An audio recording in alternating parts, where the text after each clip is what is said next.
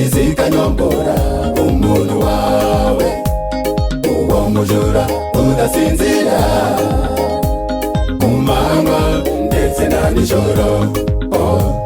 Umugabo rukamujana, umugore agasigara wenyine, umugore rukamutwara, abana bagasigara barira. Yesu afite imfunguzo zikoze mu buryo azakingurira abera bose batahe, abacu bose tuzababonayo, imanire ubuziraherezo.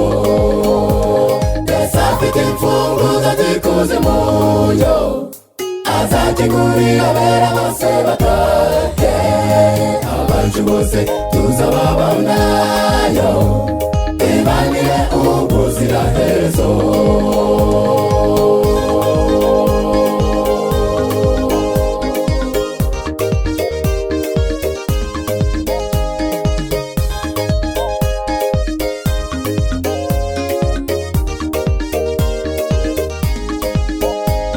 Imfubyi kw'isi zibaye nyinshi, n'abapfakazi ntibabarika, inzirakarengane mu ntambara, abishwe n'inzara bo bangana iki, abaja gushaka imibereho umenye irengero bo bangana iki.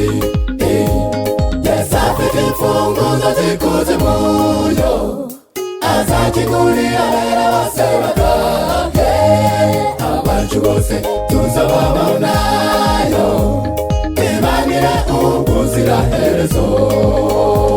Yesu afite imfunguzo zikoze mu buryo azakingurira abera bose batahe, abacu bose tuzababonayo, imanire ubuziraherezo.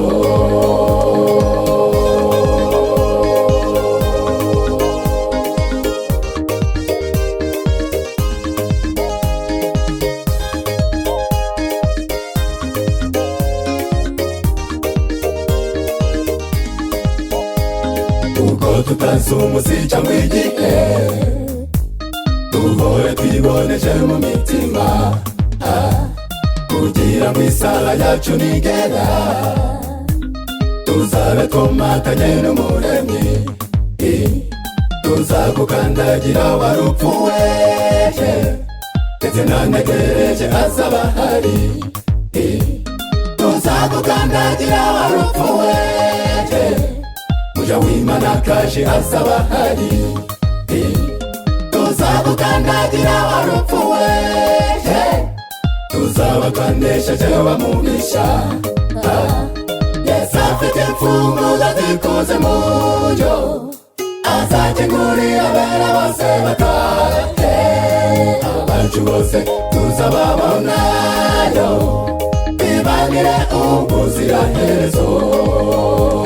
Yesu afite imfunguzo zikoze mu buryo azakingurira abera bose batahe, abacu bose tuzababonayo, imanire ubuziraherezo.